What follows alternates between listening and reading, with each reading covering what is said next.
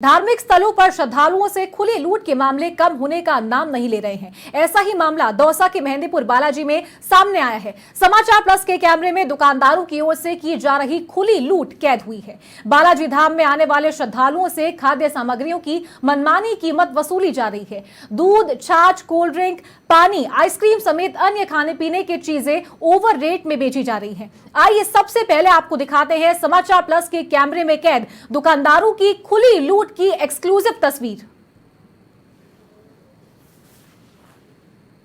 दूध कितना को है?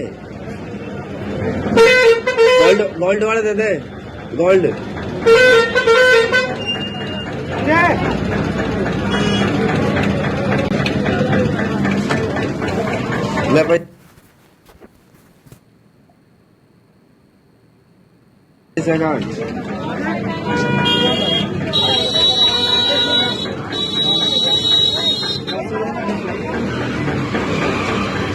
हमारी तो भाई यहाँ 32 ही है। 35 जोड़े का यार, यही का काटे 32 क्यों? कारण तो बता भाई। कारण बताओ भाई। यार एमआरएफ से ज्यादा ले रहे हो भाई। एमआरएफ से ज्यादा क्यों ले रहे हो? ले रहा भाई। डेली की 3-4 थैली का 3-4 थैली फट जाए तो वहां फटेगी दूसरा। दूध वाला ये दूध भी थैली फटे जो है, ग्राहक कस्टमर छोड़ निकालनी पड़े।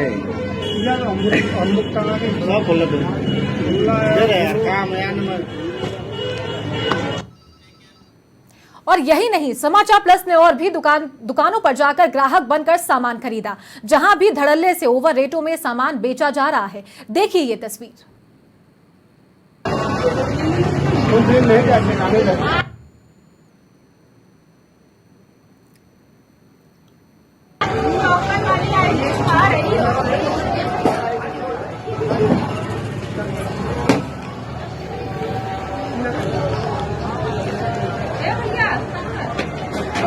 दो 16 प्रिंटेड तो दे रहा हूँ। 16 रुपये लिख रही बैठा रहा है। 16 की यार 20 की बेच रहा हूँ। उल्टी दे तो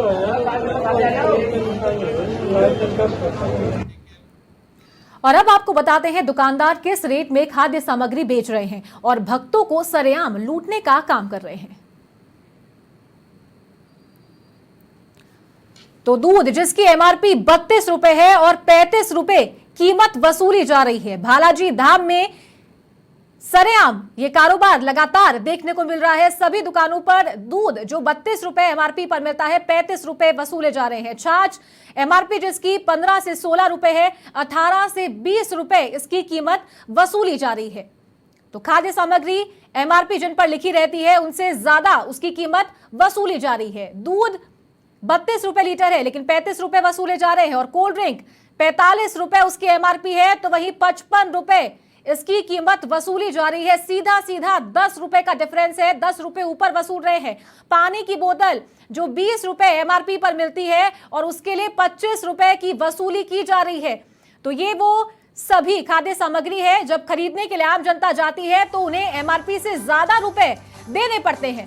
पानी 20 रुपए इसकी एमआरपी है लेकिन 25 रुपए देने पर है। और आइसक्रीम, गर्मी का सीजन आ चुके हैं, लोग ठंडी चीजें खाना पसंद करते हैं। एमआरपी उसकी लिखी रहती है लेकिन आइसक्रीम के डब्बे से, पैकेट से उसकी एमआरपी हटाकर और उस पर या तो खुद प्राइस लिखा जाता है या फिर मनमानी जो कीमत है वो वसूली जाती है। तो ये सभी वो खाद्य सामग्री है जिन्हें एमआरपी से ज्यादा कीमत पर लोग खरीदने को मजबूर हैं।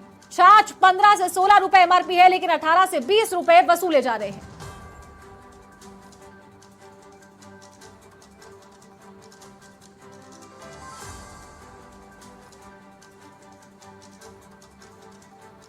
तो ये पूरा मामला दौसा के मेहंदीपुर बालाजी धाम का है और देख सकते हैं ग्राफिक्स के जरिए आपको समझा रहे हैं कि एमआरपी खाद्य सामग्री की जो लिखी जाती है उससे ज्यादा जो दुकानदार हैं वो जनता से, वहां के लोकलाइट से और पर्यटकों से वसूल रहे हैं। स्टिंग ऑपरेशन समाचार प्लस ने किया था और तब इस बात का खुलासा हुआ था। एक दुकान नहीं बल्कि अनेकों दुकानों पर यही कारोबार चल रहा है, यही धंधा देखने को मिल रहा है। गर्मी का सीजन है, लोग ठंडा पीना पसंद करते हैं। आइसक्रीम खाना पसंद करते हैं, कोल्ड ड्रिंक पीना पसंद करते हैं, लेकिन एमआरपी पर जो प्राइस लिखा रहता है, एमआरपी लिखी रहती है, उससे ज्यादा वहां के दुकानदार वसूल रहे हैं, जो कि सरासर गलत है। कोल्ड ड्रिंक जिसकी कीमत 45 रुपए है, 55 रुपए में वो बिक रही है। पानी की कीमत 20 रुपए है, पानी की बोतल 20 रुपए की मिलती है, लेकिन 25 रुपए देने पड़ रहे हैं। आइसक्रीम की एमआरपी हटाकर मन मर्जी से पैसे वसूले जाते हैं। दूध का पैकेट 32 रुपए का आता है, लेकिन 35 रुपए वसूल रहे हैं। छाछ का पैकेट 15 से 16 रुपए का आता है, लेकिन 18 से 20 रुपए वसूल रहे हैं। तो ये ग्राफिक्स के जरिए आपको समझाया है किस तरीके से एमआरपी से ज्यादा प्राइस वहां की आम जनता से, लोकल से, पर्यटकों से दुकानदार वसूल रहे हैं। लेकिन जो अधिकारी हैं, जो खाद्य विभाग के अधिकारी हैं, वो शायद अभी तक मौन बने बैठे हैं, या उनके संज्ञान में ये मामला नहीं आया है, कोई एक्शन अभी तक नहीं लिया गया है।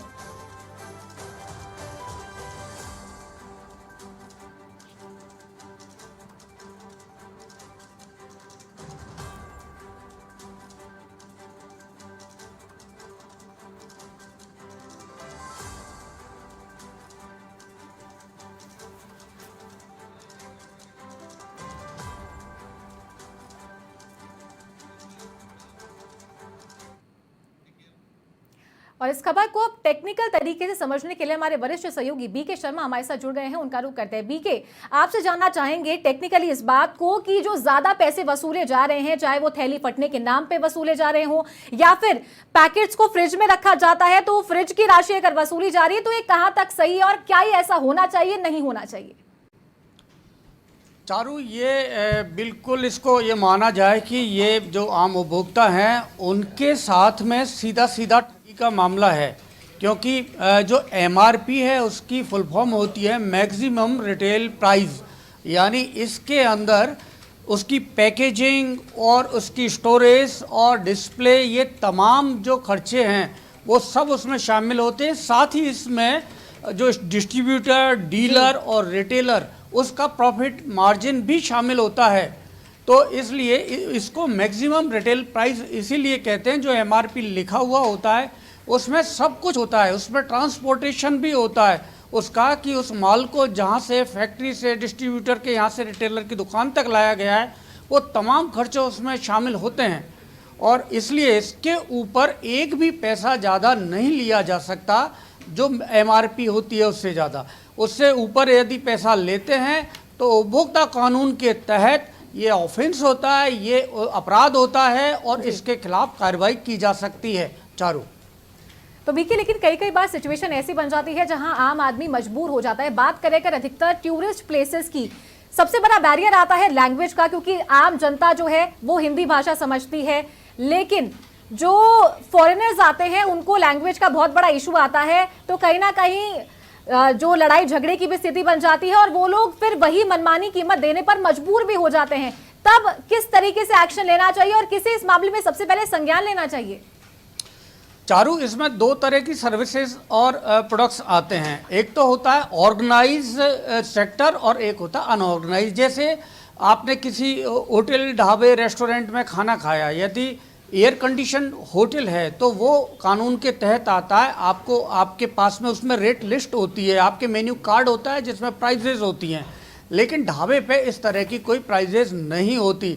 या जनरल चाय की दुकान है, कचौरी की दुकान है, या कोई भी इस तरह, तो उसकी कोई रेट नहीं होती। और उसमें कई बार ये होता है कि एक कचौरी एक जगह 5 रुपये की मिल सकती है, दूसरी जगह 10 रुपये की मिल सकती है और तीसरी जगह वो 20 रुपये की मिल सकती है। उसमें ये होता है कि उपभोक्ता के ऊपर है कि वो कहाँ से लेना चाहे। यदि 20 रुपये की कचौरी देने वाला है तो वो दावा करता है कि उसकी क्वालिटी बेहतर है, रॉ मटेरियल बेहतर है, और 10 रुपये की क्वालिटी जो कचौरी देता है वो हो सकता है कि ये दावा ना करे। अब उपभोक्ता के ऊपर है, तो यहाँ स्वतंत्र है। लेकिन जो पैकेज प्रोडक्ट हैं, जो पैकेजिंग जिनके ऊपर प्रिंट है, जिसमें प्राइस प्रिंट है और जिसमें मैन्युफैक्चरिंग की डेट और उसकी जो मैन्युफैक्चरिंग की के बाद में जो आउट डेट होती है, वो दोनों डेट होती है, उसके साथ ही एमआरपी उसके ऊपर अंकित होती है। तो ऐसे उत्पादों की रेट सरकार के द्वारा मान्यता प्राप्त रहती है, उसके ऊपर लेना ये अपराध होता है। लेकिन दूसरा, जैसे आपने कहा कि फॉरेनर्स के साथ में इस तरह बातें होती हैं, तो बहुत ज़्यादातर जैसे टैक्सी का किराया है, कोई भी टैक्सी वाला, उसके लिए कोई कानून नहीं है। हालांकि शहरी क्षेत्र में ये होता है कि कुछ यहाँ पर रेट भी तय है कि इतनी किलोमीटर की इतनी जो प्राइस होना चाहिए, उसमें जो मीटर टैक्सियों में पहले मीटर हुआ करते थे, लेकिन आजकल इलेक्ट्रिक जो 3 व्हीलर चल रहे हैं उनमें वो मीटर सिस्टम नहीं है, लेकिन फिर भी उनकी शहरी क्षेत्रों में एक दूरी के हिसाब से उसके किराया तय है सरकार की ओर से, लेकिन फिर भी बार्गेनिंग होती है और बाहर के लोग विदेशी लोगों के साथ में या साउथ इंडियन या जहाँ पर उनकी भाषा की जो समस्या आती है उनसे ज़्यादा पैसा वसूल लिया जाता है। तो ये भी एक तरह का अपराध है चारू। ठीक है बीके, हमारे सहयोगी राजेश कुमार भी हमारे साथ जुड़ गए, एक बार उनका भी रुख कर लेते हैं। राजेश, आपने जमीनी हकीकत यहाँ पर देखी है, किस तरीके से एमआरपी से ज्यादा पैसे वसूले जाते हैं, क्या कुछ वो पूरा घटनाक्रम रहा था, आपसे जानना चाहेंगे। जी चारू, मैं आपको बताना चाहूँगा, मेहंदीपुर बालाजी में काफ़ी लंबे समय से इस तरह से जो पैकिंग सामान है खाद्य पदार्थ, उन पे जैसे 32 की दूध की थैली आती है तो उसको 35 में बेचा जाता है, 16 रुपए की छाछ की जो थैली आती है उसको 20 रुपए 18 रुपए तक बेचा जाता है। और ऐसे सैकड़ों आइटम है जिन पे ओवरहेड ली जाती है। जी तो राजेश, ऐसा नहीं है कि ये कुछ दिनों पहले चला होगा या जब आप दुकान पर गए हैं तब आपसे ज्यादा वसूला होगा, लंबे समय से ये काला कारोबार लगातार चलता ही आ रहा होगा। जब दुकानदार एमआरपी से ज्यादा पैसे वसूलते हैं तो क्या कभी प्रशासनिक अधिकारियों को इन बातों के लिए बताया गया, शिकायत की गई थी? देखो, मेरी जानकारी में इस तरह की कोई बात नहीं आई कि प्रशासन को बताया गया है या संबंधित अधिकारी को बताया गया है, लेकिन ये लोगों की समस्या है जिनसे समाचार प्लस द्वारा ये खबर दिखाई जा रही है। ठीक है राजेश, जब आप ये सामान खरीदने के लिए गए थे, जब आपने छाछ की पैकेट या दूध की पैकेट अगर खरीदी थी और जब आपसे ज्यादा पैसे वसूले जा रहे थे और आपने टोका था, तब आपको क्या कहा गया था कि किस वजह से ज्यादा पैसे वसूले जा रहे हैं? जी, स्थानीय लोग यहाँ पे, स्थानीय लोग भी जो छाछ दूध दही खरीदते हैं उनके लिए भी किसी प्रकार की कोई रियायत नहीं की जाती, श्रद्धालु तो दूर की बात है। जी ठीक है, बहुत शुक्रिया राजेश तमाम जानकारी के लिए। तो ये थे हमारे सहयोगी राजेश कुमार शर्मा, फोन लाइन पर हमारे साथ जुड़े थे। लेकिन जो हकीकत है वो टीवी स्क्रीन पर आपको दिखाई है, किस तरीके से ज्यादा पैसे वसूले जा रहे थे। एक बार फिर से हमारे वरिष्ठ सहयोगी बीके शर्मा का रुख करते हैं। बीके, अगर बात करें उन एक्शंस की और उन स्टेप्स की जिनके जरिए इनको रोका जा सकता है, तो क्या वो मेजर स्टेप्स हैं जो लिए जाने चाहिए? सारू, इससे पहले मैं जानना चाहूँगा कि आपने जो राजेश से ये सवाल किया था कि जब उससे ये पूछा दुकानदार से कि आप ये ज़्यादा पैसे क्यों वसूल रहे हैं, तो उनका जवाब क्या था? मैं क्योंकि मुझे ये आवाज़ सुनाई नहीं दी तो मैं ये आपसे जानना चाहता हूँ कि उनको दुकानदार ने जवाब क्या दिया। बीके, मैं आपको बता देती हूँ, फ्रिज में रखने के लिए, फ्रिज में क्योंकि सामान रखा जाता है, गर्मी का समय आ जाता है, खराब ना हो जाए दूध या छाछ, तो फ्रिज में रखने के चार्जेस ज्यादा वसूले जाते हैं। साथ ही अगर एक साथ बल्क में ये ज्यादा पैकेट्स आती है दूध की, छाछ की, दही की, तो ये पैकेट्स भी फट जाते हैं। तो ये पैसा भी वो आम जनता से, उपभोक्ता से ही वसूलते हैं। हाँ, ये बिल्कुल उनका इस तरह ये बहाना और ये वसूली के लिए ये जो तर्क दिया है ये निहायत ही गैर जिम्मेदाराना है और ये बिल्कुल नियमों के खिलाफ है, क्योंकि ये खाद्य वस्तुएं जो भी होती है या जिनको रेफ्रिजरेटर की ज़रूरत होती है या इनको और भी जो स्टोरेज की ज़रूरत होती है वो सब एमआरपी में शामिल होता है। और ये इस तरह से वो जो सीधे साधे उपभोक्ता हैं उनको बेवकूफ़ बनाने का एक प्रयास है। ये इस तरह से नहीं होना चाहिए। लेकिन अब इसके लिए मैं आपको बताऊं कि उपभोक्ताओं को इसमें क्या क्या रास्ते हैं, किस तरह से वो, यदि उनके पास में, उपभोक्ता के पास में पूरा सबूत है कि उनके साथ में ठगी हुई है और जो एमआरपी है उससे ज़्यादा पैसा वसूला गया है, तो ऐसे में वो एक तो स्थानीय थाने में वो शिकायत दर्ज कर सकते हैं। इसके अलावा राज्य उपभोक्ता आयोग है, यहाँ पर उसका टोल फ्री नंबर भी है और वेबसाइट भी है, उस पर वो सबूत के साथ में शिकायत दर्ज करा सकते हैं। यहाँ पर उसमें उसको पूरी उसमें तवज्जो मिलती है और मुआवजा भी मिलते हैं। इसके अलावा राष्ट्रीय स्तर पर भी उपभोक्ता पोर्टल है जो केंद्र सरकार ने बनाया हुआ है, उस पोर्टल पर भी शिकायत की जा सकती है।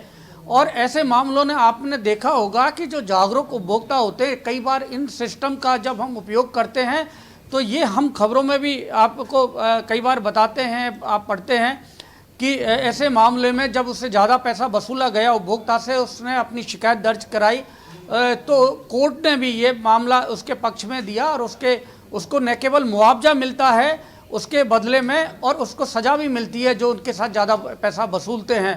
तो इसके रास्ते हैं, तो इसमें जागरूक उपभोक्ताओं को जागरूक बनना चाहिए, और सरकार के जो सिस्टम है, जो आयोग है, पोर्टल है, उपभोक्ता पोर्टल, उसका लाभ उठाना चाहिए, और ऐसे जो मुनाफाखोर हैं, तो कालाबाजारी करने वाले लोग हैं, उनको सजा मिलनी चाहिए। चारू, चलिए, बहुत शुक्रिया बीके हमारे साथ जुड़ने के लिए। तो ये थे हमारे वरिष्ठ सहयोगी बीके शर्मा, हमारे साथ लाइव जुड़े थे। जानकारी इन्होंने दी है कि किस तरीके से आम जनता को जागरूक होना चाहिए और अपने साथ अगर ऐसी कोई घटना होती है तो किस तरीके से एक्शन लिया जाए।